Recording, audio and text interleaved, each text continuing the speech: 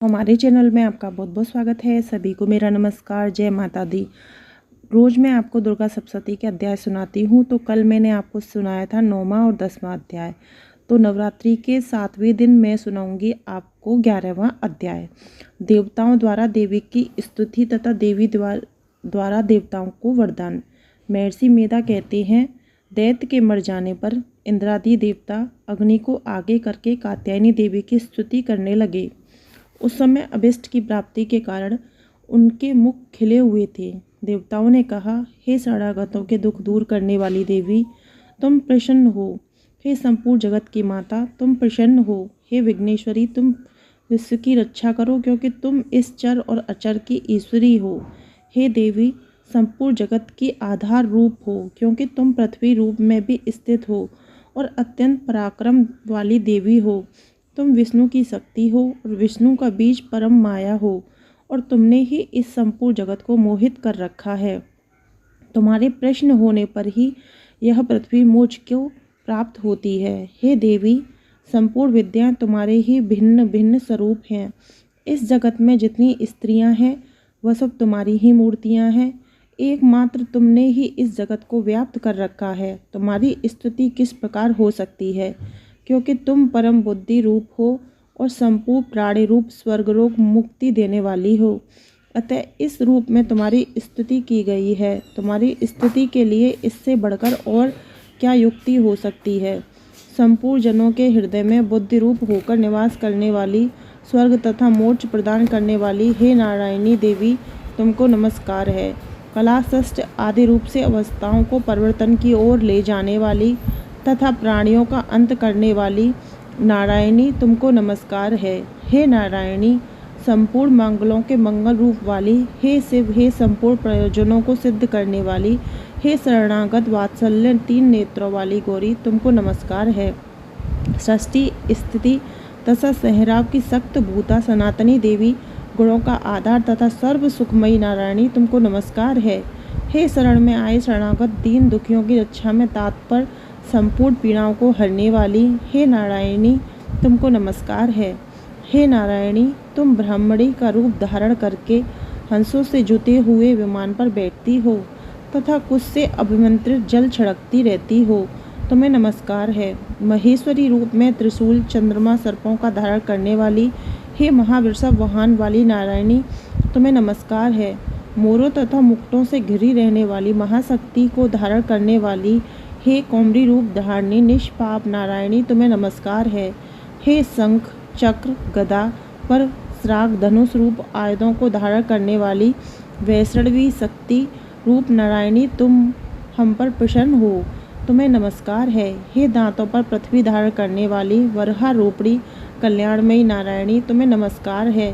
हे उग्र नरसिंह रूप से दैत्यों को मारने वाली, त्रिभुवन की रक्षा में सघन रहने वाली नारायणी, तुम्हें नमस्कार है। हे मस्तक पर किरीट और हाथों में महाध्वज धारण करने वाली, सहस्त्र नेत्रों के कारण उज्ज्वल वत्सर के प्राण हरने वाली इंद्रिय शक्ति, हे नारायणी, तुम्हें नमस्कार है।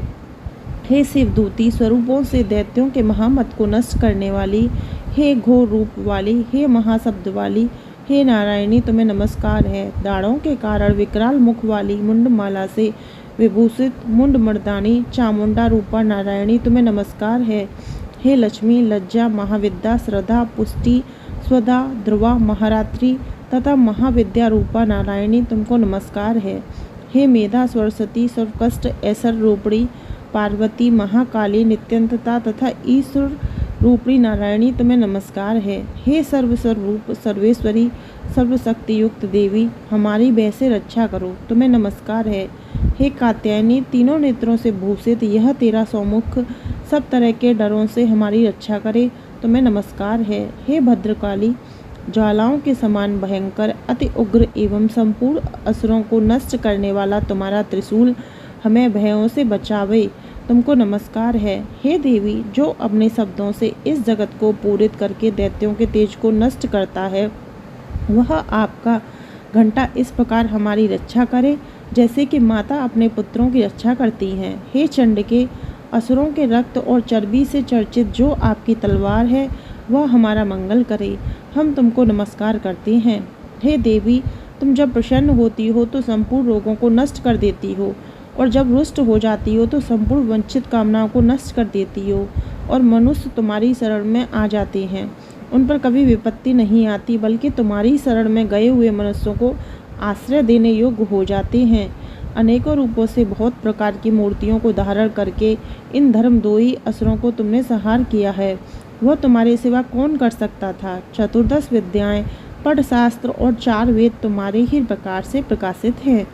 उनमें तुम्हारा ही वर्णन है। और जहाँ राक्षस, विषैले सर्प, सतगुण व समुद्र के बीच में भी तुम साथ रहकर इस विश्व की रक्षा करती हो। हे विश्वेश्वरी, तुम विश्व का पालन करने वाली विश्व रूपा हो, इसलिए संपूर्ण जगत को धारण करती हो। इसलिए ब्रह्मा, विष्णु, महेश की भी वंदनीय हो, जो भक्तिपूर्वक तुम्हें नमस्कार करते हैं। वह विश्व की आश्रय देने वाली बन जाते हैं। हे देवी, तुम प्रसन्न हो और असुरों को मारकर जिस प्रकार हमारी रक्षा की है, ऐसे ही हमारे शत्रुओं से सदा हमारी रक्षा करती रहो। संपूर्ण जगत के पाप नष्ट कर दो और पापों तथा उनके फल स्वरूप होने वाली महामारी आदि बड़े 2 उपद्रवों को शीघ्र ही दूर कर दो। विश्व की पीड़ा को हरने वाली देवी, शरण में पड़े हुए पर प्रसन्न हो। त्रिलोक निवासियों को पूजनीय परमेश्वरी, हम लोगों को वरदान दो। देवी ने कहा, हे देवताओं, मैं तुमको वरदान देने को तैयार हूँ। आपकी जैसी इच्छा हो वैसा वर मांग लो, मैं तुमको दूंगी। देवताओं ने कहा, हे सर्वेश्वरी, त्रिलोकी के निवासियों की समस्त पीड़ाओं को तुम इस प्रकार हरती रहो और हमारे शत्रुओं को इस प्रकार नष्ट करती रहो। देवी ने कहा, वैवस्वत मंवंतर के 28वें युग में 2 और महाअसुर शुंभ निशुंभ उत्पन्न होंगे। उस समय में नंद गोप के घर से यशोदा के गर्भ से उत्पन्न होकर विंध्याचल पर्वत पर शुंभ और निशुंभ का संहार करूंगी। फिर अत्यंत भयंकर रूप से पृथ्वी पर अवतीर्ण होकर मैं वैप्रचित नामक दानवों का नाश करूंगी। उन भयंकर महाअसुरों का भक्षण करते समय मेरे दांत अनार पुष्प के समान लाल होंगे। इसके पश्चात स्वर्ग में देवता और पृथ्वी पर मनुष्य मेरी स्तुति करते हुए मुझे रक्तदंतिका कहेंगे। फिर जब 100 वर्ष तक वर्षा ना होगी तो मैं ऋषियों की स्तुति करने पर आयोनिज नाम से प्रकट होंगी और अपने 100 नेत्रों से ऋषियों की ओर देखूंगी। अतः मनुष्य शताक्षी नाम से मेरा कीर्तन करेंगे। उसी समय मैं अपने शरीर से उत्पन्न हुए प्राणों की रक्षा करने वाले शाखों द्वारा सब प्राणियों का पालन करूंगी और तब इस पृथ्वी पर संकम्भरी से नामक से विख्यात होंगी। और इस अवतार में मैं दुर्ग नामक असुर महाअसुर का वध करूंगी और इसमें मैं दुर्गा देवी के नाम से प्रसिद्ध होंगी। इसके पश्चात जब मैं भयानक रूप धारण करके हिमालय निवासी ऋषियों महर्षियों की रक्षा करूंगी, तब भीमा देवी के नाम से मेरी ख्याति होगी। और जब फिर वह अरुण नामक असुर तीनों लोगों को पीड़ित करेगा, तब मैं असंख्य भ्रमरों का रूप धारण करके उस दैत्य का वध करूंगी। तब स्वर्ग में देवता और मृत्युलोक में मनुष्य मेरी स्तुति करते हुए मुझे भ्रमरी नाम से पुकारेंगे। इस प्रकार जब जब पृथ्वी राक्षसों से पीड़ित होगी, तब तब मैं अवतरित होकर शत्रुओं का नाश करूंगी। तो आज सुनाया है मैंने आपको दुर्गा सप्तशती का 11वां अध्याय। कल नवरात्रि का 8वां दिन है, तो मैं सुनाऊंगी 12वां अध्याय।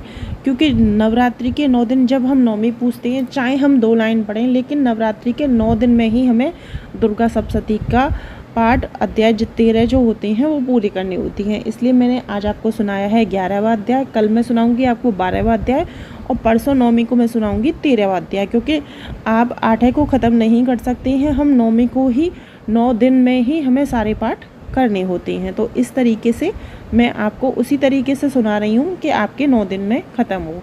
आपको वीडियो कैसी लगी कमेंट बॉक्स में ज़रूर बताएं। वीडियो पसंद आई हो तो चैनल को सब्सक्राइब करें और वीडियो को लाइक शेयर अवश्य करें। जय माता दी।